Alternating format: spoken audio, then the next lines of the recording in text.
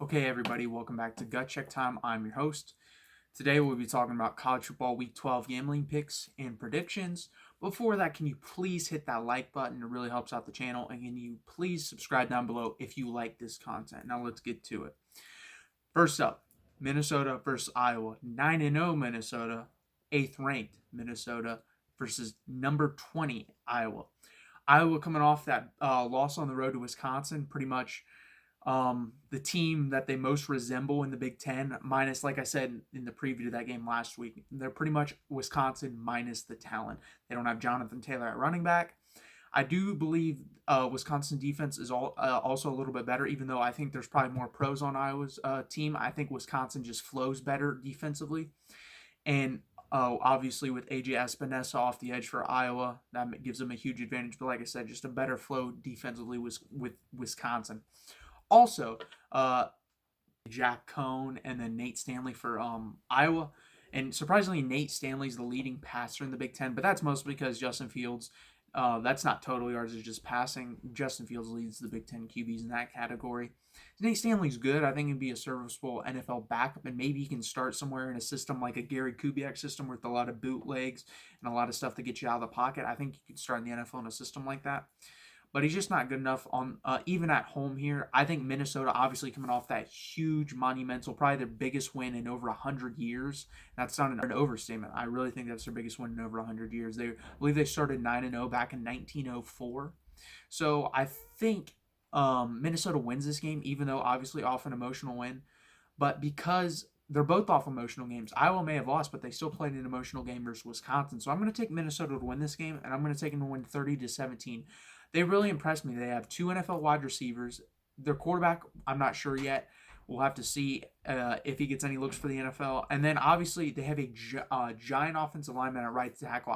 The name's escaping me, but I believe he's like 6'9", 360 pounds. He's going to get a chance in the NFL. And then Antoine Winfield Jr. at safety is definitely going to get a look in the NFL too. If he can be half the player his dad was, he's going to be a very good pro player. Like I said, I'm going to take Minnesota 30-17, and so that means take Minnesota +3 and take the over of 44.5. Next up, we go to Georgia versus Auburn, the South's oldest rivalry. Georgia being ranked fourth, kind of questionable to me. You know, they have that terrible loss to South Carolina, who at the end of that game was playing with a third string quarterback. So that doesn't look very good. And then Auburn, they've gotten a little bit better every week of the season. They got lucky in that first week versus Oregon. I mean, they were only leading in that game by 8 seconds, but guess what? They led at when the clock hit 4 zeros, and they won the game. So that's all that matters. They're 7-2, two losses coming to Florida on the road and LSU on the road. So two really good losses. And they're at home here. I'm going to have Georgia to win this game, but I could see Auburn winning this game. I actually predicted Auburn in the preseason to win this game, so I'm switching it. I just think Georgia gets it done. I don't think they make the college football playoff because I do believe they lose to LSU eventually. But I think they win this game 24-20. Now, if they lose this game, they're done. The college football playoff is over. I don't care if they win the SEC with 2 losses. They shouldn't get in. But I do think they win this game. Like I said, I think they win it 24-20. So I'm taking Georgia -3, a road favorite, which is kind of questionable to me in this game especially, and then the over of 42 points, barely by 2 points. And then we have the night game, Oklahoma versus Baylor at home. Baylor's getting 10 points at home, and I just don't believe in this team. I think they're a really good defensive team. They kind of remind me of my Texas Longhorns last year. Texas wasn't this good on defense, but the fact is where they grind out games and they win and they barely win the games. Texas is still kind of doing that. It kind of bothers me in the third year. That's more of a 2-year thing. Matt Rule, I think, has this thing ahead of schedule for Baylor. They only had 7 wins last year, 1 win in his first year. I think this was more of a next year type result. And guess what? They're getting it this year. So I think they stay in the game, relatively speaking. I think it's going to be decently close, but I think Oklahoma ends up covering. I think it's 27-20. Oklahoma drives down, puts a nail in the coffin, ends up winning 34-20. So I'm taking Oklahoma -10, and I'm taking the under of 68.5. 68.5 points is way too many points here. Baylor's got a really good defense, the best in the Big 12 by a little bit. I think TCU's is very good as well on defense. Baylor is very good defensively, and we saw that last week with those two teams, 9-9 going into overtime, and they score a bunch of points in overtime, obviously. So I think Baylor hangs around, but they ultimately lose 34-20 to Oklahoma. Next up, Michigan State versus Michigan. Guys, this is what I do to make these picks. I write down of what I think the score is going to be, and then I look at them. I can't believe I'm going to have Michigan State covering this game. I have Michigan winning the game 27-14. I think they've gotten it together offensively. Shea Patterson's looked a little bit better in this offense. To be honest with you, it was unfair expectations for everyone to think this offense was going to look completely different after this being Harbaugh's system for the past 5 to 6 years. Guess what? LSU's the anomaly. They're not the standard. When you switch offenses like that, you are going to run into some roadblocks and stuff like that. You're not going to look flawless like LSU has this year. And I think a lot of that has to do because Joe Burrow is that good. And Shea Patterson's not. I think he could be an NFL backup, but that's the most I could ever see him being. I'm going to have Michigan, like I said, winning the game 27-14. Michigan State's defense is good. It's not great. They were vastly overrated at the beginning of the season, as we've seen. Illinois put up 30-plus points on them. They're not great. They're good on defense, not great. And partially that has to do because their offense is horrific. It's the worst college football offense in back-to-back years I've seen ever. I'm only 20-plus years old, but that's bad. They're just really bad. So Michigan wins 27-14, and I'm taking the under of 44.5. Next up, rivalry game, Navy versus Notre Dame. Notre Dame favored by 7.5 points in this game. I think they win this game by 10. I think they're going to win this game 33-23. I think Notre Dame will be able to stop Navy enough offensively. Obviously, only, I believe, they played Duke last week, so they only had a week to prepare for Navy, which is hard. A triple option team in the middle of a season is a hard game to play. You have to get used to the cut blocks and everything like that, which are not fun to deal with for the defensive linemen of Notre Dame, but you're going to have to deal with it. I think they do deal with it enough, and I think they win the game 33-23. I believe Ian Book will be able to do enough to win this game. Really, all he has to do is not turn the ball over, because even then, Navy's going to probably handle the time of possession, and if you give them more possessions, they're going to win it by even more, and then that gives you a chance for the upset. I mean, 60 minutes in a game, Navy's probably going to have the ball 35 minutes either way. And then if you give them the ball more, they could have it. If they have the ball for 45 minutes and you only have the ball for 15 minutes, anything can happen at that point. So they need to make this time. They need to narrow the gap of time of possession in this game as much as they can to keep it as even as they can. Obviously, Navy's probably going to have a longer time of possession just because of the triple option. You're going to have it running the ball 50 times a game is probably what they're going to run it 50 plus times a game, unless they just can't run it. If Notre Dame somehow stalls the running attack, and then they'll win this game easily. But I don't see that happening. I think it'll be like a decent game. Like I said, a 10-point game, 33-23 Notre Dame. I'm taking the over here of 54.5. Like I said, Navy's a good team. They're the 23rd best team in the country according to college football playoff rankings. They're 7-1. Like I said, I think it's going to be a good game. Next up, kind of a sneaky game, UCLA versus Utah. UCLA's gone on a winning streak. I believe they won their last 4 games or 4 out of their last 5, something along those lines. Utah, the 8th best team in the country according to college football playoff rankings. They're 7-1 with their only loss to USC. I think Utah wins the game, but I think UCLA covers that. Chip Kelly's looked a lot better since he decided, you know what, I'm going to run the offense that got me this job. I mean, that makes sense, doesn't it? They hired you to run that offense that you were running at Oregon and somewhat in the NFL with the Eagles. You kind of toned it down a little bit.